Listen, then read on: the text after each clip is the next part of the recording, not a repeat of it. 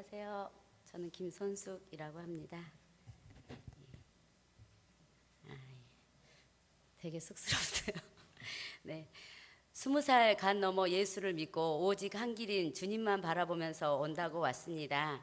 2년 반 전에 고잔동에서 살다가 이사라는 하나님의 사인을 받고 능곡동으로 이사해서 회복의 동산교회로 오게 되었습니다. 차로 5분이면 오는 곳에 이렇게 은혜로운 회복의 동산교회를 세우신 하나님께 감사드립니다.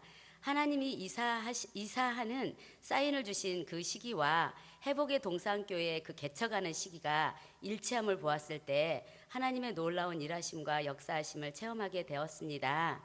목사님의 설교 말씀은 동산교회에서 그 새벽기도나 주일날 설교하실 때 그때 들었는데 굉장히 제 마음을 움직였습니다.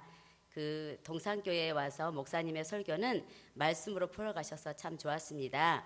그러나 이제 목사님이 처음 개척하실 때 제가 이제 좀 걱정이 되었습니다. 처음에 우리 회복의 동산교회 목사님을 배웠을 때는 그 말씀으로 이렇게 풀어가셨지만 제가 그 생각할 때 혹시 목사님이 개척하신 후에 교회 확장과 교인수 늘리기와 또 기회 그 사람들의 그 좋아하는 그 축복으로 말씀으로 바뀔까봐 좀 제가 사실은 걱정 아닌 걱정을 했습니다. 그런데 저의 이제 그 걱정에 불과했습니다. 우리 목사님 하나님이 원하시면 돈 걱정 안 하고 밀고 나가시는 거 진취적인 성격인 거 잘 아시죠? 저는 이 교회에 오기 전에 성경을 항상 꾸준히 읽었고 모든 기도의 목록을 작성해서 기도할 정도로 나름대로 열심히 다녔습니다. 하지만 그동안의 저의 기도는 육신의 정욕과 안목의 정욕과 이생의 자랑임을 이 교회에 와서 깨닫게 되었습니다. 그것 말고도 이 교회에 와서 달라진 점이 있다면 설교 때 주어진 그 말씀과 그 제사장 기도할 때 그 말씀 중에 제 마음에 맞는 구절을 애우기 시작하였습니다. 그리고 하나님의 말씀으로 그 묵상하는 것을 조금씩 배우기 시작했습니다. 빌립보서의 말씀 중에 그는 근본 하나님의 본체이시나 하나님의 동등됨을 취할 것으로 여기지 아니하시고 오히려 자기를 비워 종의 형체를 가지사 사람들과 같이 되시었고 사람의 모양으로 나타나사 자기를 낮추시고 죽기까지 복종하셨으니 그 십자가의 죽음이시라는 이 말씀으로 비추어 보았을 때 제가 너무 그 억울했다고 생각했던 어떤 부분이 저한테 있었습니다. 그거 생각하면 잠이 안 올 정도로 정말 그때 그 상황이 정말 저에게는 억울함이었습니다.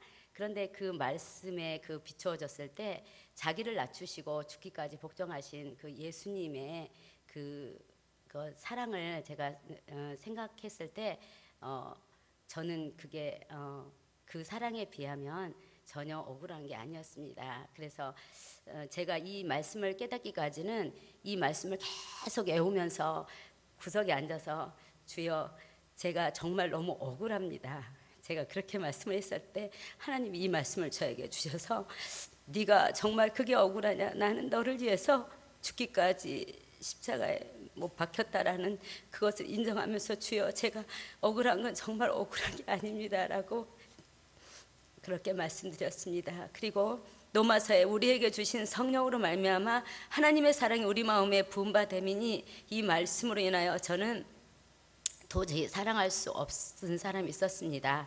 그런데 하나님의 사랑이 그 사랑으로 사랑할 수가 있게 되었습니다. 그것은 저는 또 저 기도의 자리에 앉아서 주여 저에게 주님의 사랑을 부어주세요. 내 사랑으로는 사랑할 수 없는 그 사랑이 주님의 사랑으로 저한테 부어줘야 제가 사랑할 수 있습니다라고 계속 제가 이 말씀 가지고 또 하고 또 하고 또 하면서 했을 때 정말 하나님이 저에게 그 제가 사랑할 수 없는 사랑을 사랑할 수 있는 것으로 저에게 또 바꿔주셨습니다. 또 베드로전서에 너의 힘들을 다 주께 맡기라 이는 그가 너희를 돌보심이라. 또 이 말씀을 통해서 제가 참 염려와 걱정, 근심과 되게 두려움이 많은 사람입니다. 겉으로는 좀 멀쩡해 보여도 굉장히 이 속에 안에 들어있는 것은 굉장히 염려와 그런 게 굉장히 많습니다. 그래서 제가 이 말씀 가지고 나의 염려를 다 주께 맡깁니다. 이러면서 이제 제가 제스처를 하면서 하나님 제 염려를 주께 맡깁니다. 주께 맡깁니다. 주여 제가 맡깁니다. 맡깁니다. 막 하는데 처음에는 안 맡겨져요. 이 말씀이 저를 안 맡겨지더라고요. 그래서 맡긴다고 맡기는데 제가 다시 또 갖고 오고 다시 또 계속 가져오는, 그래서 제가 계속 주여 저의 염려를 주께 맡깁니다.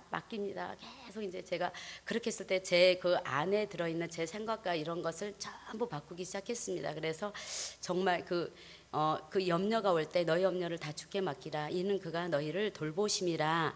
그래서 이제 처음에는 주께 맡기라에만 포인트를 맡기다가 그가 너를 돌보신다. 천지를 창조하신 하나님이 너를 돌보신다. 이제 제가 딱 가서 그래 맡길 만한 분인데 제가 왜 못 맡겼을까? 제가 계속 들고 있는 제 자신을 향하여 너는 너를 돌보시는 하나님이 계시니 너 맡기자. 이제 그러다 보니까 제가 어느 사이에 이게 제가 염려해야 되는 그 부분이 염려가 안 되는 저를 이제 보게 되었습니다. 그래서 그 말씀을 통해 하나님은 걱정 근심이 많은 자에게 세상이 줄 수 없는 평안을 누리게 하셨습니다. 하나님께, 그리고 이제 하나님께 올리는 기도는 계속 잘했는데 듣는 기도가 너무 어려웠습니다. 그래서 이렇게 상담을 하면은 계속 성령님께 물어봐 이제 이러는 건데, 성령님이 물어봐도 대답 안 해주는데 왜 자꾸 물어보라고 하나. 예, 그래서 그런 생각을 저도 했습니다. 그래서 저도 하나님의 말씀을 듣고 싶어요. 그러니까 제가 계속 올려드리는 기도는 할 수 있는데 말씀을 듣고 싶습니다. 이렇게 이제 제가 했습니다. 이럴 때는 어떻게 할까요? 주님 가르쳐 주세요. 대답이 없지만 계속 물어봤습니다. 듣는 기도 중에 제 자신의 생각을 모두 버리기가 정말 어려웠습니다. 그리고 듣는 기도 하다가 거의 저는 잠을 자더라고요. 이렇게 예. 주님 저 듣겠습니다 이러다가 저도 모르는 사이에 잠자고 있는, 딱 일어나면 아무 소리도 안 들리고, 예. 그래서 잠을 주로 많이 잤습니다. 예. 그래서 듣는 기도 중에 제 자신의 생각을 이제 버리기가 너무 어려웠고요. 그러나 내 뜻보다는 오직 주님의 말씀을 구했을 때 성령님의 내적 음성이 드디어 들리기 시작했습니다. 내 은혜가 내게 족하다. 내 능력이 약한 데서 온전하여 지민이라. 저는 제가 능력이 굉장히 약하다는 생각을 좀 주로 안 했고, 저는 능력이 굉장히 많다고 생각을 했습니다. 그래서 기도할 때도 제가 리스트를 작성해서 기도해야 됩니다. 그래서 하나님 이렇게 해주시면 좀 좋으실 것 같아요. 이렇게 이제 작성을 했는데, 내 능력이 약한 데서 온전하여 지민이라, 이 말씀 앞에서 나는 능력이 정말 약하고 아무것도 할 수 없구나. 그걸 이제 인정하면서, 그래서 네 능력이 약하다고 생각하는 데서 온전하여 지민이라, 이 말씀 앞에 이 말씀 앞에 제가 깨달음이 왔고, 제가 또 성격이 굉장히 느긋해 보이고 이렇게 온순해 보이지만 제가 굉장히 급할 때는 급합니다. 예, 그래서 굉장히 하나님 왜 빨리빨리 안 해주세요.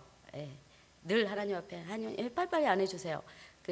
제가 계속 그런 성품의 사람이었는데 하나님께서는 저에게 앞서지 마라.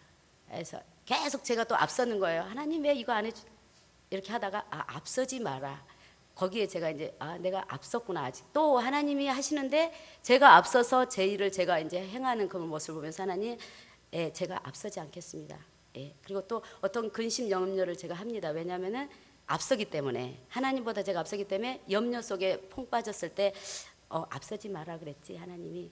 그리고 이제 제가 자꾸 이제 하나님과 동행을 좀 해야 되겠다. 앞서지 말고. 그래서 이제 그렇게 했고, 너의 기도를 다 듣고 있다라고 저 뒤에서 기도하는데, 내가 너의 기도를 다 듣고 있다 하는데 할 말이 없더라고요.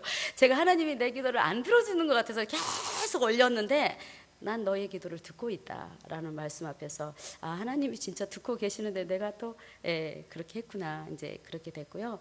그 다음에 제가 좀 또 염려증이 많다 그랬잖아요. 그 염려증이 없다, 또 이렇게 했다고 딱 없어지는 게 아니라 제 안에 살아있는 것들이 또 드러나기 시작했어요. 그래서 또 기도를 하고 있었어요. 염려가 오면 기도를 제가 하죠. 그런데 기도를 하는데, 내가 너와 함께 했던 것처럼, 너의 인생에서 내가 너와 함께 했던 것처럼 너희 자녀에게도 내가 함께 하겠다라고 말씀해 주셨습니다. 또한 하나님의 말씀으로 그 인도함을 받게 되었습니다. 가끔은 이제는 환상도 보여주십니다. 최근에 제사장 기도할 때에 어떤 흑인을 보여주시더라고요. 그래서 하나님, 저 흑인에 필요한 것을 주님 주세요. 생명을 주세요. 저 흑인이 살아날 수 있는, 예수 믿고 살아나게 해주십시오. 이렇게 이제 기도하면서 다문화 가정을 기도하게 되었고요. 그 다음에 제가 또 제사장 기도를 하는데 어떤 청년이 죽어 있더라고요. 그래서 지금 죽은 자는 살아날지어다. 예수 이름으로 명하노니 살아날지어다. 지금 말씀으로 일어날지어다. 예, 그리고 마른 뼈들아 생기가 들어가서 저 죽은 자에게 불어서 살아나게 하라라는 기도를 하게 되었습니다. 그래서 그 다문화 가정과 다음 세대를 위해서 기도하게 되었습니다. 요즘은 제사장 기도할 때 내 안에 계시는 성령님이 성령 안에서 기도하게 하심을 느낍니다. 그럴 때 제 몸에 힘이 빠지고 온몸이 뜨겁고 떨립니다. 제가 달라진 것을 남편이 얘기해 주어서 알게 되었습니다. 제가 간증을 하러 올라오면서 제가 달라진 게 뭐 있을까요? 라고 제가 남편한테 물어봤습니다. 그래서 남편 말을 듣고 보니 최근에 제가 변화되어진 것이 많았습니다.